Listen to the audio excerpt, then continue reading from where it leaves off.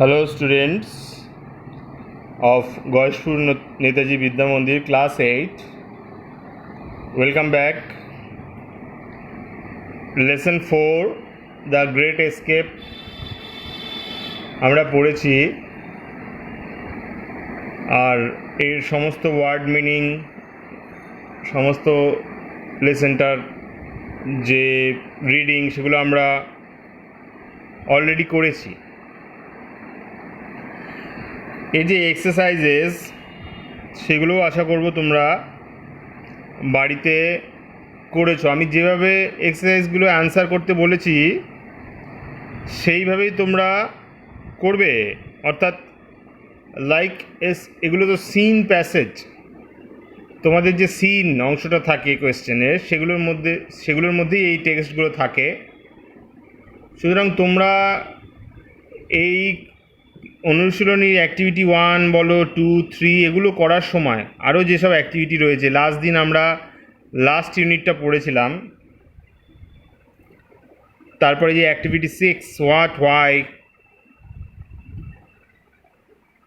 Activity 7 answer the following questions, এইগুলো answer করার সময় কিন্তু তোমরা টেক্সট বইটা সাহায্য নেবে, অর্থাৎ বইটা খুলে করবে, বইটা খুলে উত্তর খুঁজে খুঁজে করবে।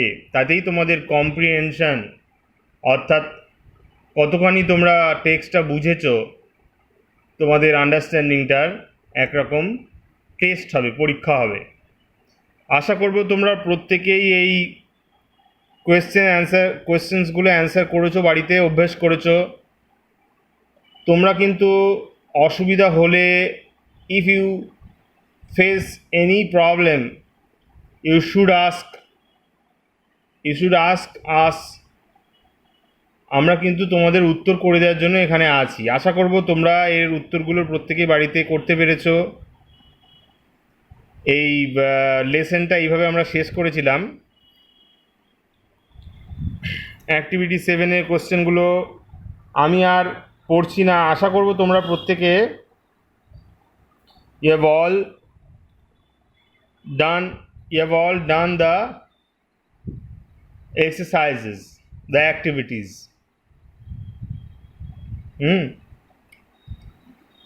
আচ্ছা, এবার চলে এসো গ্রামাটিক্যাল দিকে। অর্থাৎ এখানে দুটো সেন্টেন্স রয়েছে, আগে সেন্টেন্স দুটোর উপর আমরা ফোকাস করি।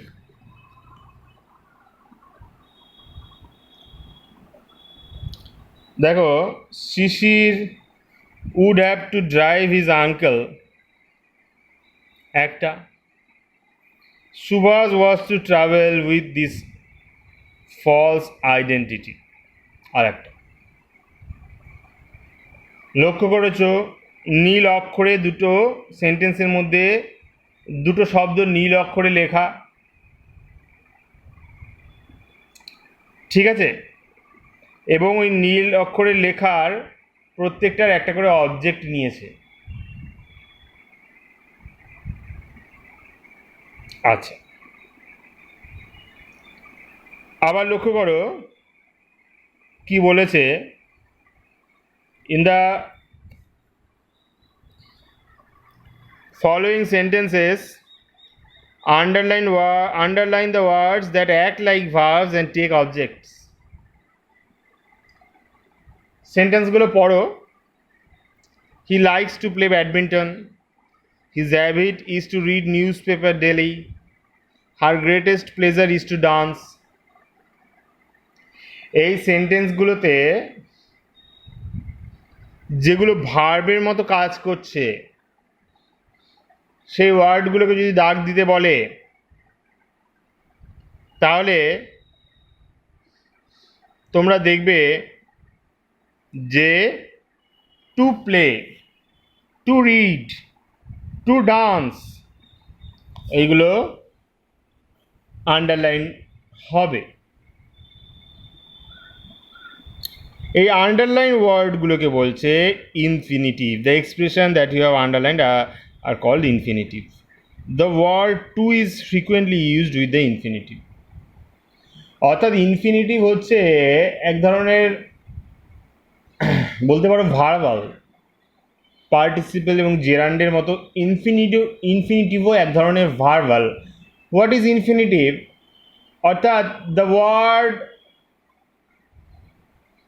That is acting like a verb, that is formed from a verb, but acting like, I mean, noun, adjective, adverb, verb থেকেই ফর্ম করা হয়েছে। জেনারেলি ভার্বের সঙ্গে টু যুক্ত করে ইনফিনিটিভ ফর্ম করা হয়। তো ভার্বের সঙ্গে টু যুক্ত করে ইনফিনিটিভ ফর্ম করা হয়, কিন্তু এগুলো কাজটা ভার্ব থেকে ফর্ম করা হলেও কাজটা কিন্তু ভার্বের মতো করে না। যেমন he likes to play badminton, এখানে লক্ষ্য করো, ধরো ব্যাডমিন্টন কথাটা বাদ দাও, হি লাইকস টু প্লে, তাহলে এখানে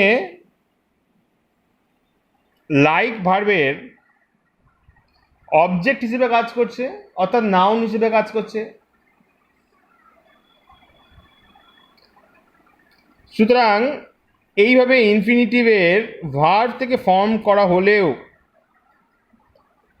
ইট acts like other parts of speech.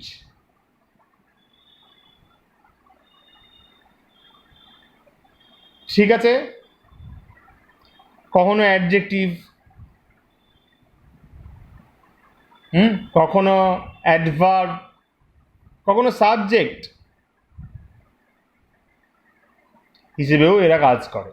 R generally preceded by a to, but sometimes this to is omitted. কখনো কখনো এই টুটা থাকে না, তখন তাকে বলে বেয়ার ইনফিনিটিভ। জেনারেলি মডাল অক্সিলিয়ারির পর আমরা এই বেয়ার ইনফিনিটিভটা আমরা বেশি দেখি।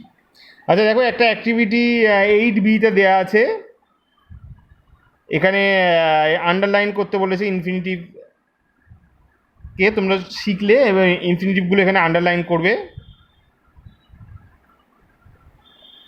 আচ্ছা, তারপরে ভোকাবুলারিতে যাওয়ার আগে একটা কথা বলি, যেহেতু ইনফিনিটিভটা শিখলে তোমরা এই যদি আরও এক্সারসাইজ করতে চাও ইনফিনিটিভ জিনিসটা, তাহলে তোমরা এই যে টেক্সটটা আমরা পড়লাম, অর্থাৎ দ্য গ্রেট এস্কেপ, এই টেক্সটটা থেকে ইনফিনিটিভগুলো তোমরা কিন্তু খুঁজে খুঁজে আন্ডারলাইন করতে পারো, করে আমাকে শো করতে পারো। তাতে তোমাদের ইনফিনিটিভের কনসেপশন আরও ক্লিয়ার হবে। ওকে, তাহলে এবার পরে চলে এসো, একটু ভোকাবুলারি আছে। ভোকাবুলারিতে সাফিক্স প্রিফিক্স দিয়ে ওয়ার্ডগুলো ফিল আপ করে, সাফিক্স প্রিফিক্স দিয়ে ওয়ার্ডগুলো, যে ব্র্যাকেটের ওয়ার্ডগুলোর সঙ্গে সাফিক্স প্রিফিক্স যুক্ত করে তারপর এই ফিল ইন দ্য ব্ল্যাঙ্কসটা করতে বলেছে, এটা তোমরা করবে। আচ্ছা, এই দুটো হলো গ্রামার আর ভোকাবুলারি। তাহলে আজকে এই দুটোই থাক। এই ভোকাবুলারিটাও তোমরা দেখবে, 4টে ওয়ার্ড, এইগুলো কিন্তু তোমাদের সঙ্গে, এই ওয়ার্ডগুলোর সঙ্গে সাফিক্স বা প্রিফিক্স, অর্থাৎ সামনের দিকে কিছু বা পেছনের দিকে কিছু যুক্ত করে অন্য ওয়ার্ড ফর্ম করে তারপর ব্র্যাকেটে লিখতে হবে। সাফিক্স প্রিফিক্সের আইডিয়া তোমাদের আছে। এইভাবে তোমরা এটার ক্ষেত্রেও বলবো, টেক্সট থেকে এরকম অনেক ওয়ার্ড বের করতে পারো যেগুলো এরকম সাফিক্স প্রিফিক্স যোগ করে তৈরি করা হয়েছে। তাতে তোমাদের stock of vocabulary, stock of words আরও বাড়বে। ঠিক আছে, তো এখানেই আজকের লেসন শেষ করছি। পরের দিন রাইটিং নিয়ে একটু আলোচনা করব এবং নেক্সট লেসনে আমরা এগিয়ে যাব। আশা করব তোমরা সবাই বাড়িতে আছো, ভালো আছো, সুস্থ আছো। ঠিক আছে, থ্যাংক ইউ।